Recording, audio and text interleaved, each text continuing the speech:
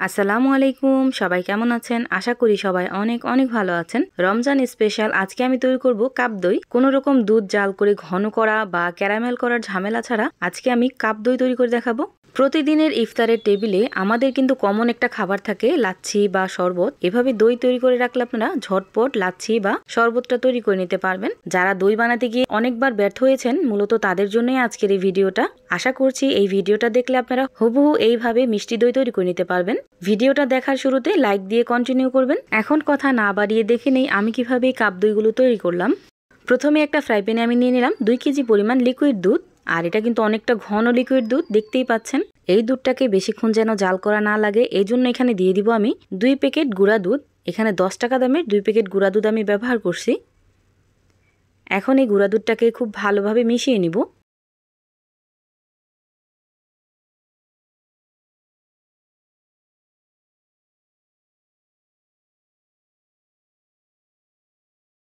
মিশিয়ে নেওয়া হয়ে গেলে এখানে আমি দিয়ে দিব 1/3 কাপ পরিমাণ চিনি।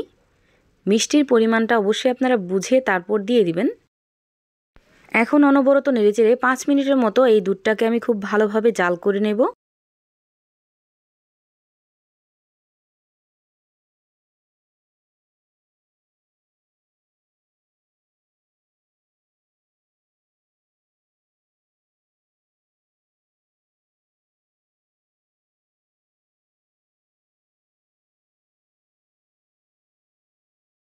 পাঁচ মিনিট এই দুধটাকে আমি খুব ভালোভাবে জাল করে নিছি। এখন আমি চুলা থেকে নামিয়ে ঠান্ডা করে নিব এই দুধটা। একেবারে ঠান্ডা করা যাবে না, কুসুম গরমের থেকে একটু বেশি গরম করতে হবে।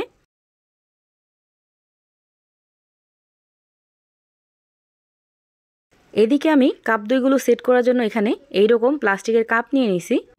এখন এই প্লাস্টিকের কাপে আমি কিছুটা পরিমাণ দই দিয়ে খুব ভালো করে মেখে নেব।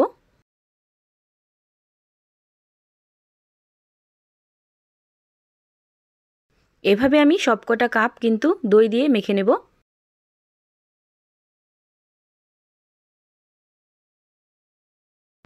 আগে থেকে যে দুধটাকে আমি রেডি করছিলাম ওই দুধটা কিন্তু এখন অনেকটাই ঠান্ডা হয়ে গেছে, একদম কুসুম গরমের থেকে একটু বেশি গরম আছে। চাইলে হাত দিয়ে একটু চেক করে দেখতে পারেন। যদি একেবারে বেশি ঠান্ডা হয়ে যায়, দুধটাকে আপনারা খুব ভালোভাবে গরম করে নেবেন। এখন এখানে দিয়ে দিব আমি 1/3 কাপ পরিমাণ মিষ্টি দই। এখন এই মিষ্টি দইটা দিয়ে খুব ভালো করে একটু মিশিয়ে নিব। দুধের সাথে যেন দইটা খুব ভালোভাবে মিশে যায়, তাহলেই কিন্তু আপনার দইটা একদম পারফেক্ট হবে।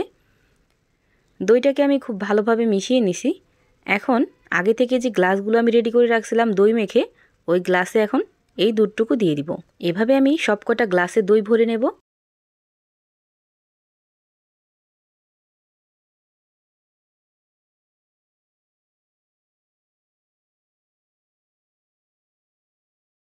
এদিকে আমি আগে থেকে একটা ফ্রাই প্যান খুব ভালোভাবে গরম করে নিছি। এমন গরম না যে একদম অনেকটা গরম, জাস্ট খুব ভালোভাবে ফ্রাই প্যানটা গরম করে নিছি চুলায় দিয়ে। আর উপর দিয়ে আমি একটা রুমাল বিছিয়ে দিলাম। তারপর একটা একটা করে দইয়ের কাপগুলো এভাবে দিয়ে দিব। কাপগুলো দেওয়া হয়ে গেলে ঢাকনা লাগিয়ে আমি রেখে দেব 6 থেকে 7 ঘন্টার জন্য।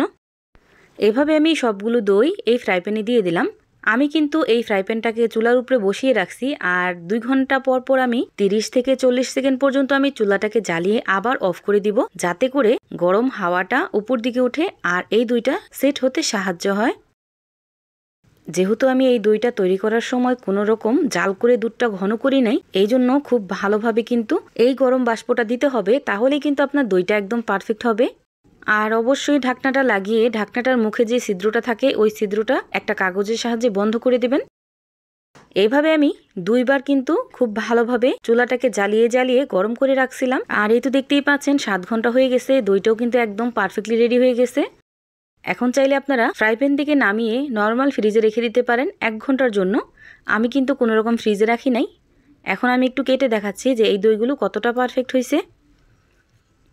এভাবে দই তৈরি করা কিন্তু একদম সহজ, বাসায় অবশ্যই একদিন ট্রাই করবেন। ইনশাল্লাহ আপনাদের কাছেও খুবই ভালো লাগবে। কোনো রকম দুধ জাল করার ঝামেলা ছাড়া ঝটপট এই দইটা তৈরি করা যায়। আপনারা চাইলে রাতের বেলাও কিন্তু এই দইটা তৈরি করে রাখতে পারেন আর ইফতারের সময় খেতে পারেন। দেখতেই পাচ্ছেন কতটা পারফেক্ট হয়েছে এই দইটা। আপনাদের কাছে এই কাপ দইয়ের রেসিপিটা কেমন লাগছে অবশ্যই কমেন্ট করে জানাবেন। সবাই ভালো থাকবেন, সুস্থ থাকবেন। আল্লাহ হাফেজ।